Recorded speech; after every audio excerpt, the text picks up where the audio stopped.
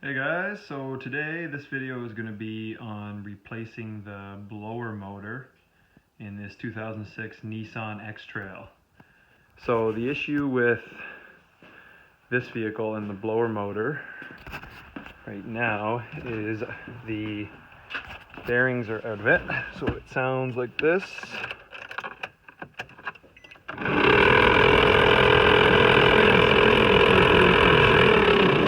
Pretty bad.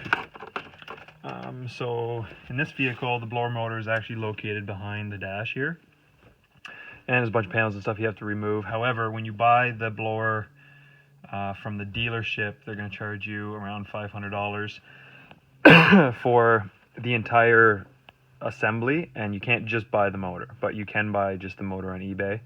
So I'll put the part number in the description of the video so you guys can figure it out. So basically I'm just going to go through step by step how to get it out. It is somewhat complex. It's definitely not easy, but it's really not that bad. It's just, if you take it step by step, it's not too bad. So we're just going to start here. Just open up the lower portion here, and there's these two tabs. There's one right there, one right there, and you're just going to get a screwdriver in there and you're going to pull them out.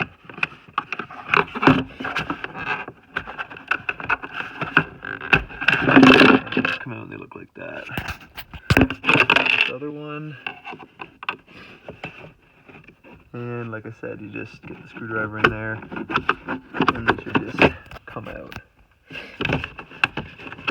Sometimes you got to get in there and pull them out yourself. Okay, so sorry if this video it's a bunch of different clips, but I got to be able to do a lot of the stuff one-handed, so I got to get myself set up before I do it. So after those clips are removed, basically this unit just comes out by, you just push it over, so this tab moves out of the way, and then because you've got those lower tabs removed, it'll just slide out like that, and put that to the side. Okay, so next step in the removal of the dash is you're just going to open up this kind of secondary glove box thing, and the screws you're going to remove are this Phillips, this nut, or bolt, sorry, this bolt with a hex and Phillips head. I'm going to move this Phillips head screw right here, and this hex bolt here. Okay, so we'll do that and I'll show you the video of taking it. Okay, so I've got those fasteners removed that we just talked about. I'm going to have to remove this lower panel, and it just snaps into place. That panel right there. So just grab here and start pulling the tabs, and you'll notice everything comes with it if you've got those bolts removed. I probably should have done this first. Anyway, that just pulls down, and then this whole lower unit here should just pull out. And just like that. Put it off to the side. Put this with it. Okay, so there's your motor assembly, and there's a little valve up in there, and that directs your airflow from like to circulate in the cab or to get fresh air. So you have to remove that entire white box. At first I thought there's no way that could possibly be. Why would they make it that ridiculous when the blower motor sits actually in here?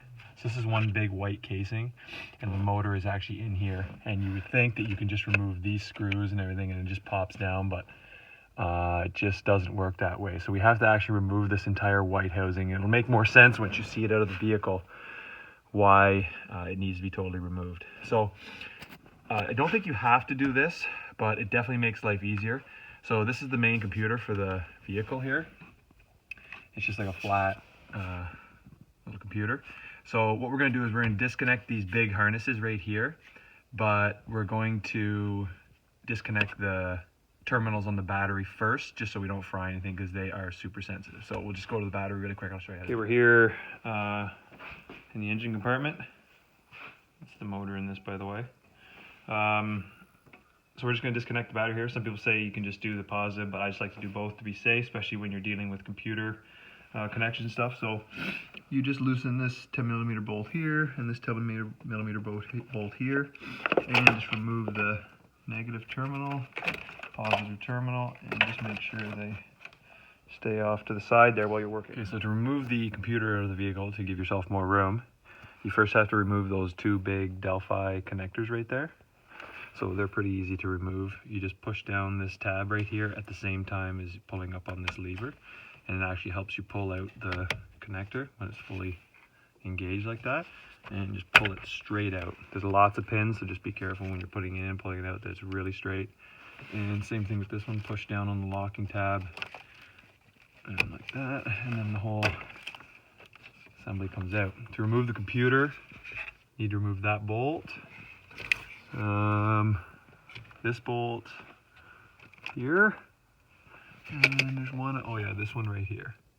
And then you'll see that behind the computer at the back, there's a tab that slides on. I'll show you that when it comes out. It'll make more sense when you see it. So with the bolts removed, you grab the computer and pull it towards you, down and out, and it'll come right out. And that's the tab right there I was talking about. That slides into a piece of metal like that, and just holds up the back of the computer. Okay, so with the computer removed, you can start disconnecting the wiring going to the fan box. So I would start right here, just pull off the connector to the motor. So one thing to check is if your motor isn't working at all, like if it's not just loud like mine is and you don't know if it's working or not, you can just put a tester onto this and see if you're getting 12 volts when you turn on the fan. Because the fan, if it's totally dead, might not even be your problem. And then there's another connector that goes up to a thermostat in here. And so you just push the tab, pull it straight down and out. And then you're going to want to cut this zip tie here, this zip tie here.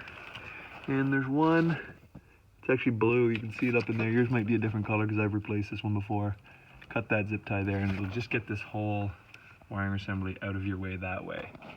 So I'll do that and then we'll get back to this. Okay, so I've got the bolts removed. Now I was just thinking as I was doing that, I shouldn't be acting like I know how the white motor was affixed right here to the black part plastic before, because I've never seen any other attachment point than these homemade ones that the last mechanic or whoever owned it used. So I'm actually not sure how difficult it will be to remove those in a stock vehicle that hasn't been messed with.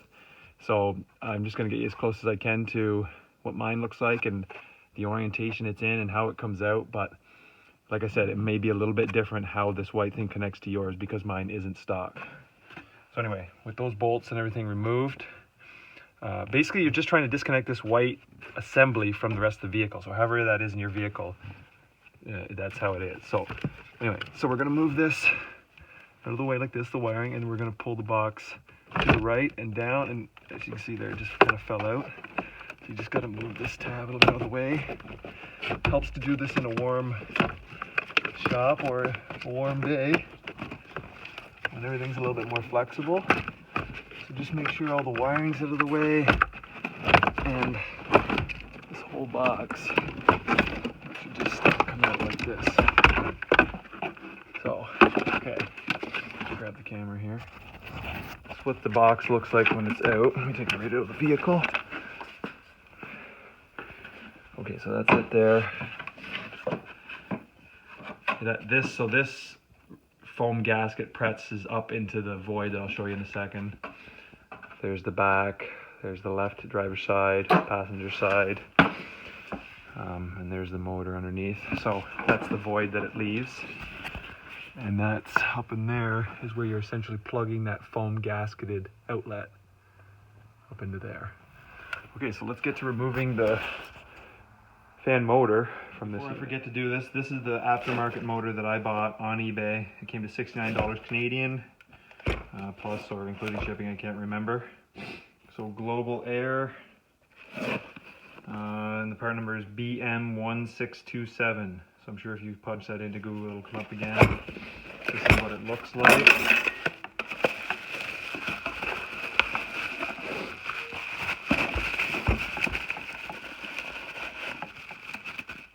Here, and as you can see, it's got the same connector on the side as you'll see that the other one does.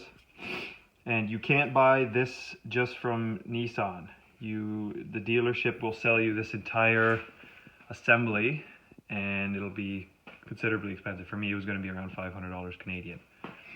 Okay, so what we're going to do though is we're going to remove this motor from that box, and the first thing to do is we're going to remove turn upside down, we're going to move this Phillips head screw, this one here. Oh, sorry, they're not Phillips head, they're Torx. And here. Now, once those are removed, like I said, somebody has already been into this box before. So this lower unit and this upper unit are clipped together with on top of the screws.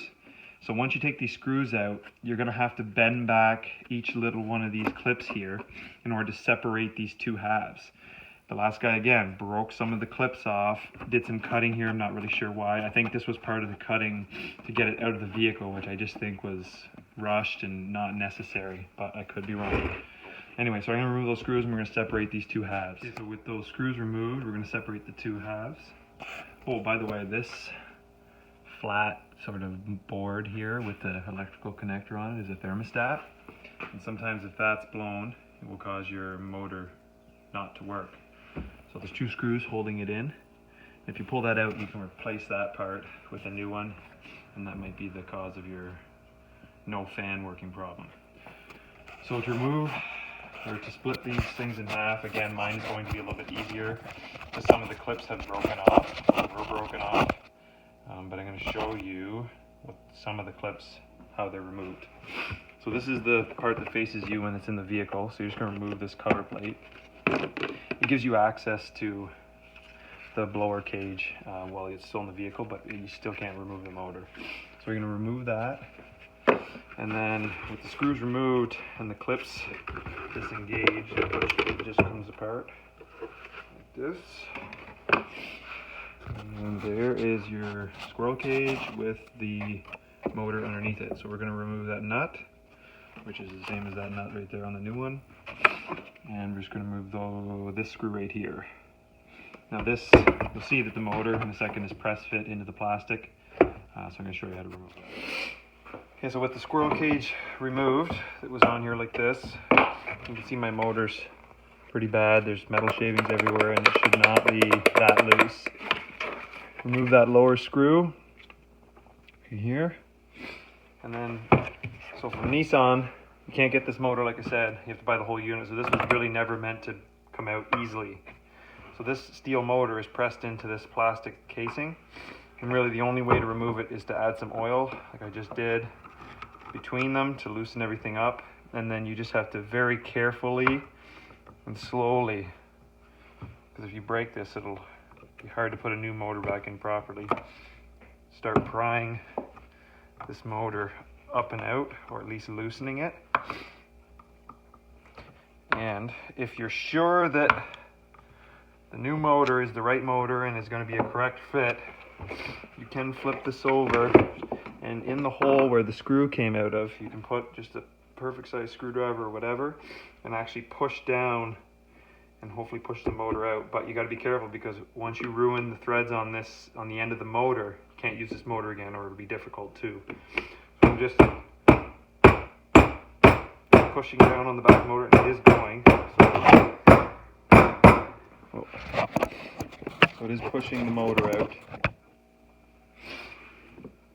It's pushing it, I can see that, and you can see it's out a little bit further than it was. So I should be able to keep pushing like this. And there you go. So you can see the oils down along the side there, and there's the motor. So I'm going to clean this all up, all the metal shavings, and then we'll get back to installing the new one. Okay, so you have to press fit the new motor into the housing, and it should slide in fairly easily. For me it did. I left some of the oil in there after cleaning out the metal shavings from the old motor. I got it about 3/4 of the way, and then I couldn't push it with my hand here anymore. So I just put it flat on the ground onto here, and I just used a, I don't know what this is, 50mm socket, and just put it on the edge like that, and then just got on the floor and used my hand to push it right down until it sat into the base. Just the biggest thing to make sure when you're doing this is obviously line up the screw hole and line up the connectors where they were before. So as long as the connectors line up, the screw will be lined up. As long as the screws line up, the connector will be lined up. Anyway, so I'm going to put the squirrel cage back on. It comes with a new nut and yeah, it looks about the same. It's got the knurls as the old one. So new squirrel cage going back on, like so. And it has sort of a keyway that it slides onto, or it's got a flat spot on the drive shaft and a flat spot on the fan here. Okay, so that slides on like that. And we're gonna put the screw back on, or the nut, sorry. And it's an 8mm socket for that, and just snug it down because it is a locking nut, so you don't have to go too terribly tight. And we're going to put this screw back in the bottom.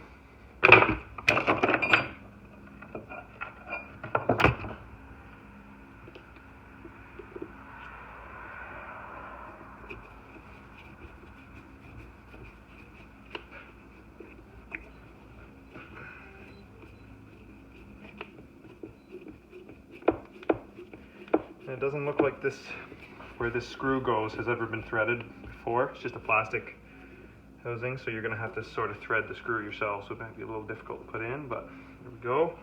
That just keeps the motor from pulling out, which I don't think it ever would on its own, but it's good to have. Okay, so we're going to put the unit back in the car, and I personally think this is probably the hardest part because it does not go in as easy as it came out. However, it's not impossible. So we just got to make sure that the top foam gasket goes against that opening we talked about, and then there's a side opening here that goes into a side mount. So basically, somewhat reverse, move the wires out of the way, put the box up in here.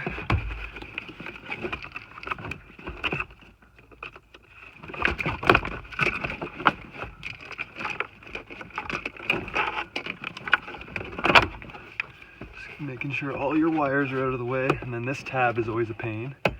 We probably could have removed it. However, I think because it's warm in here, we can. Okay, put it up there. Now you do have to make sure it's plugged into the upper opening and that it's engaged with the side opening. Okay, right there. And then we're going to replace this one nut here.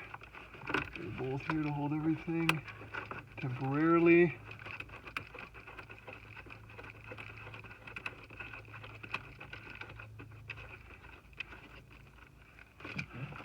Okay, so that'll hold up in there. Again, for you it might be different, but I'm going to replace those homemade clips that are up in there. I'll put that bolt back. I'm going to tighten it down and just make sure the gasket right there is engaged with the black opening, which it is. And if you can see up in the slot opening here, you can see that the top part is engaged with the upper opening and sealed. Okay, so I'm going to put those bolts back in, and I'm going to put the computer back in, and then I'll show you how to connect all the connectors again. Okay, so just one thing, that tab I was talking about with the computer, it slides up into